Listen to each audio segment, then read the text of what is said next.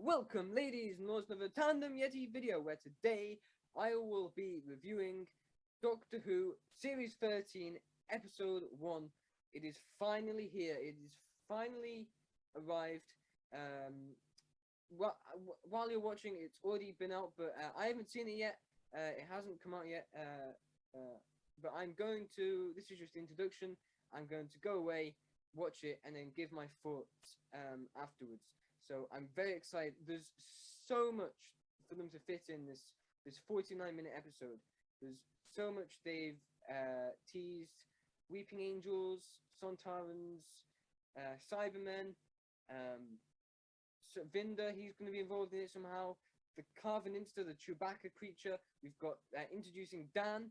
I'm actually, there is a potential here for it to just be completely chaotic and every sort of idea isn't fleshed out properly. But if they execute it properly and they take their time and they pace it well, then it has the potential for being an incredible series. So I'm really excited to see whether they manage to pull it off. There's so many, even if it is a bit chaotic, there's just so much to look forward to. Will the Doctor address the whole timeless child thing? I'm pretty sure it's pretty much confirmed. She's gonna go back and explore her past, where she came from, and there's a lot Chibnall's been building up to, and he's leaving in just about a year, so it'd be interesting to see how he finishes things off. But we still got quite a bit to go. So yeah, I mean, apparently in this first episode, it's going to be very explosive. Apparently, according to Radio Times, it's gonna be like a finale, but it's going to be the first episode. So, I mean, Spyfall was pretty crazy. So I mean, I don't know what we have in store, but whatever it is, it's going to be crazy. So I'll go off and I'll go and watch it. And when I've finished, I'll come back and I'll tell you my thoughts.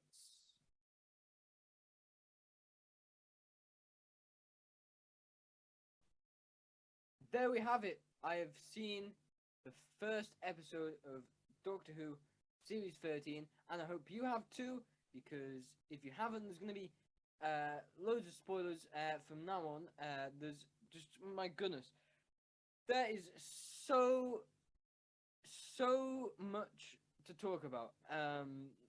It's crazy. I think the only way I can talk about this episode without it just being a incoherent ramble, I think it will be an incoherent ramble anyway, but the only way I can attempt at it making sense is just by going through the episode from memory, only having seen it once, from start to finish. So, opening of the episode is we've got a blank screen. Doctor's talking to the Carveninsta, whatever that is, and I think we knew by then that that's gonna be the dog Chewbacca creature, and they're on this crazy green planet, floating upside down. It's Doctor's fault. Yaz is angry at the Doctor. The Doctor's just joking around. Yaz is angry, and then it's just really chaotic straight off the bat. The first minute or 2 minutes, just what is going on? You're thrown right into the middle of the action, and they're talking to Carveninsta, and there's loads of stuff that's happened off screen that we don't know about, and it kind of makes me think like, oh, what have I missed? What's going on? I wanted to know everything about what was going on, and then we cut to new theme intro. It wasn't very different, which I think was good. It's good to keep it to its roots. It wasn't a complete era change. It's still the same Doctor, same companion. So we have the same theme, and then we go on, and then we meet Dan for the first time. And to my surprise, he was working at the museum in Liverpool, and he was an excellent tour guide person, and it was quite a nice, funny character, and I warmed to him almost immediately. And then he goes home, and he then gets various trick-or-treaters. We have normal kids dressed up, and then we have this man, this man who's got some eggs, and he's fighting them. But it's basically it's Dan is he's a pretty good companion, but he's like he's a bit relaxed. He's not he doesn't care that there's crazy alien dogman has kidnapped him. But it was very funny.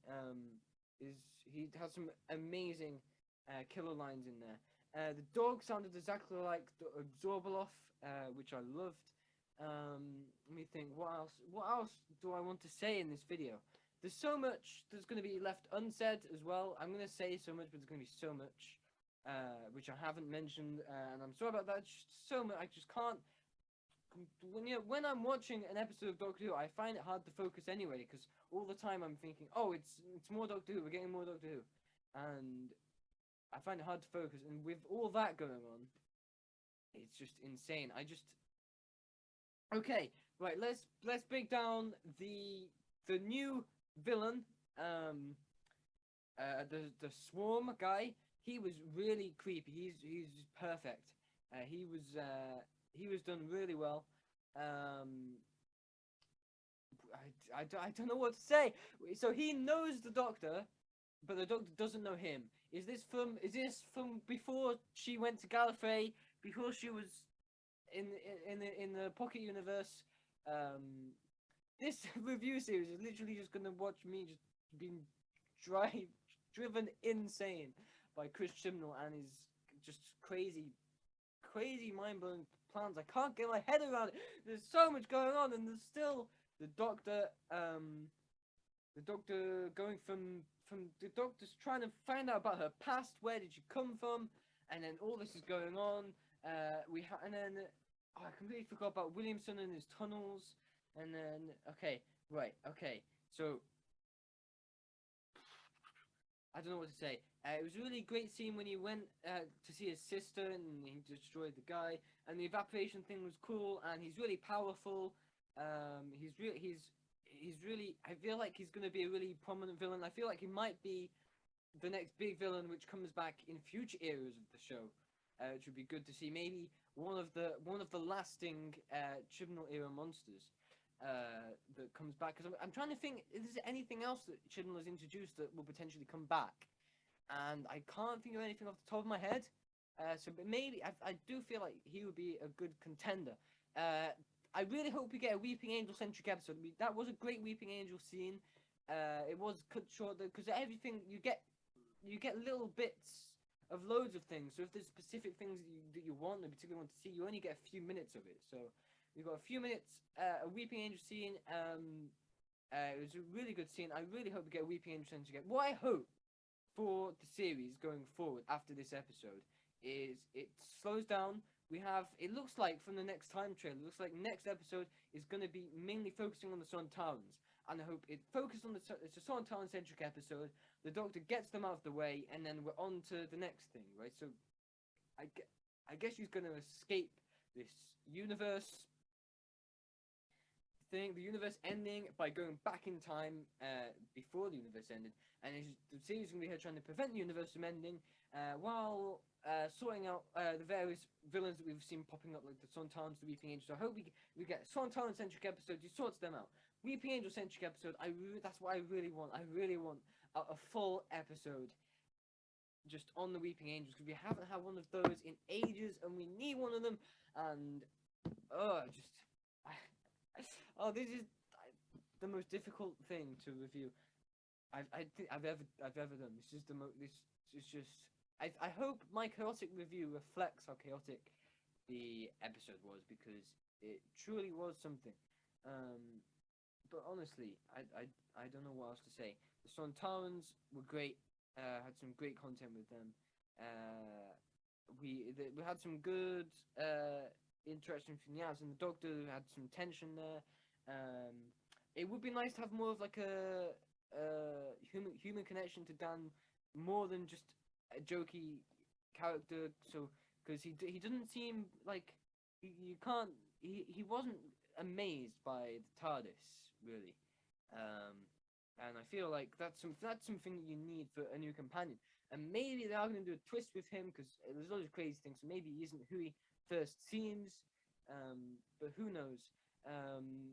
And someone noticed there was a lot of parallels with RTD's era, which was interesting, which I do think was the case, because she said, "Run for your life," which is the first thing the Ninth Doctor said to Rose, and then we had the whole when they were, at the very end, when they were being sucked out the touch and they're gripping on for dear life, was exactly like the Doomsday episode where Rose is gripping on at the end of that. So we had quite a few parallels there, which was interesting. But I really think I really don't want to just talk about this, because I could just talk about this episode forever, because there's just so many things that keep popping up in my head. But I think I'm going to cut it short here. I might do I might talk about it more in the next review. If I do a whole series review, I might touch on this episode more in the future. But I think it'd be better for everybody if I leave this review here. So yeah, I enjoyed it thoroughly. I'm very excited to see where the future of the series goes.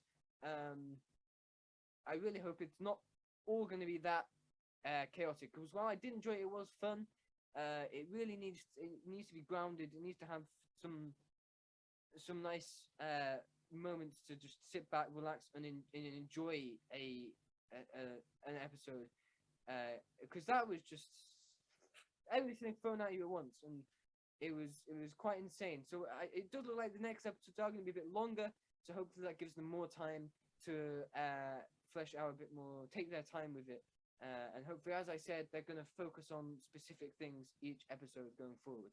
So I hope you enjoyed this review. I would rate this episode. I rate this an 8 out of 10. I think I really enjoyed it. There's some room for improvement with the pacing, and they might change when I see the series as a whole. But at the moment, it stands as 8 out of 10. So thank you for watching, everybody. I hope you enjoyed, because if you didn't, then you've just wasted about 10 minutes of your life. Thank you for watching. Goodbye.